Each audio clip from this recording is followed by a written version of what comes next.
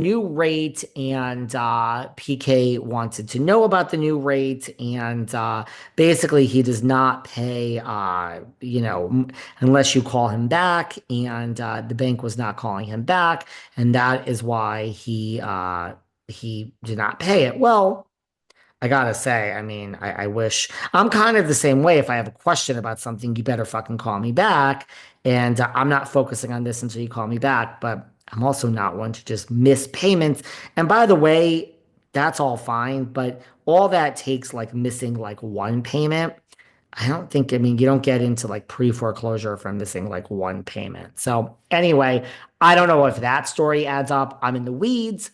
Um, but there you go. And where else can we go from this? Bose has had a good season, and I love, yes, I do. Listen, I have very mixed feelings about Garcelle, and then we'll get into some real world stuff that's going on. I have very mixed feelings about Garcelle because I do love that when Bose met her, and this really is the advice I would give any first year housewife. I love that Bose got together with Garcelle, and Bose wanted the tea on everybody. And Garcelle was like, look, I don't want to cloud your judgment. Like, basically, I fucking hate Dorit. I don't want to tell you who to like and who to hate. Listen, I mean, this fucking animal, Jennifer Aiden, when I was friends with her, used to say this all the time. She used to say, but I mean, she also fucking lies. So who knows if she was telling me the truth. She used to say, I always went in wanting to be friends with Melissa. And, it just happened. Teresa and I just bonded. So that really is my best advice to anyone going on to Housewives.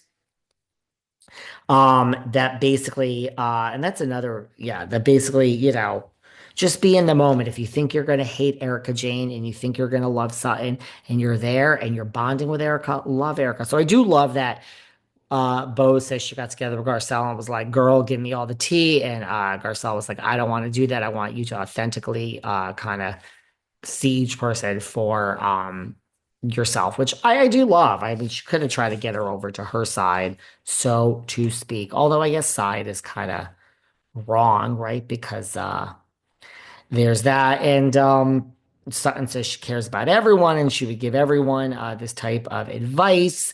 And then we get on to Andy's life and that he's cannot make a decision. He says, yes, I'm commitment phobic. But love that about Garcelle. But I do have issues about Garcelle because, and then Erika, of course, calls her boring, which, ouch, that really isn't nice. And then, we bring up the whole thing about Morgan. And look, I get what Kyle is saying. I can see both sides of this, actually. Like, she went on the show last season to support Kyle, and because Kyle asked her. And then there was a whole media shitstorm after that. Mind you, there was not just a media shitstorm because of that. There was also a media shitstorm because you did a lesbian video with her, which we'll get into the next part of the reunion or the part after. And also because you're going to her concerts and you're going to fucking Craig's and Chateau Marmont. You're not going to the goddamn Chateau. I love the Chateau, darlings. But you're not going to the fucking Chateau if you don't want to be seen. Go to fucking Valley Village and go into some corner bar, okay? I mean, you live closer to Valley Village than you do the Chateau. Hi, Encino. Hi, Kyle. Nothing wrong with Encino. It's just own up where you live, girl. But so I understand that Kyle's like, she was on the show last season. I also understand what Garcella's saying is like, you brought her on the show. She quote unquote signed up for the show last season, which I disagree with. I don't think being on last season means she signed up for the show. But Garcelle is like, it's strange if you brought her on and now we're not asking about her. I don't fault Garcelle for asking about her. But again, we're breaking the fourth wall. And I mean, mind you, I do think it was a very interesting point that Kyle made. I think it's valid. Like, you asked us, not your son doesn't want to be part of this season. I mean, one of them, and you asked us not to talk about him or whatever. And apparently Kyle asked them all off camera and said, by the way, before we start filming, Morgan does not want her name brought up on the show. And apparently they all agreed to that. They all agreed that they would not bring up the name Morgan Wade because Kyle asked them not to, which I don't think that's just Kyle getting special treatment. I think she gets special treatment for a lot of things, but I don't think that was this. She asked them and they said, sure. See, this is how you do it.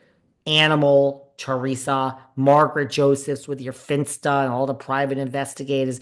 This is how you do it. A cast member says, let's not bring this up. We have now, granted, I think you should bring everything up, but they're trying to respect Kyle. So then Garcelle brings up Sutton and that Kyle, wants to protect. Kyle asked us not to, and Sutton's like, I honored that all season. I honored that all season. And Garcelle's like, well, you didn't. Like when Kyle asked us this and said, please don't bring up Morgan, and she walked away, you said that was a chess move. And Kyle said, I'm extremely hurt by that, Sutton. I am. So look, whose side are we on here? I see this both ways. I see the like, Garcelle, isn't Sutton supposed to be your really good friend?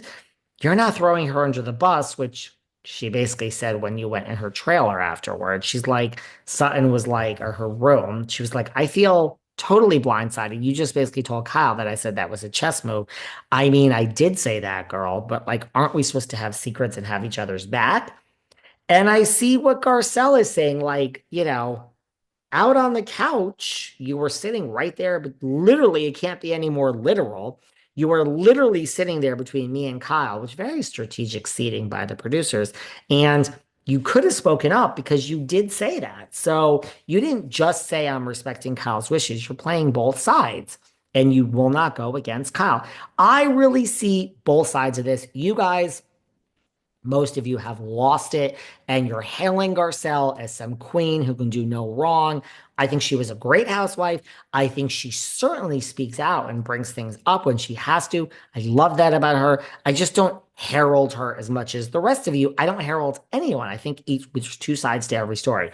I see Garcelle's side on this. I also see Sutton's, like, you basically threw me under the bus. But I do see Garcelle is saying, like, too little, too late. I'm losing my voice when it's off camera. And why aren't you defending me on the couch? Here we go. So Sutton was not happy about that. So she asked them not to talk about Morgan, and she's saying I had her.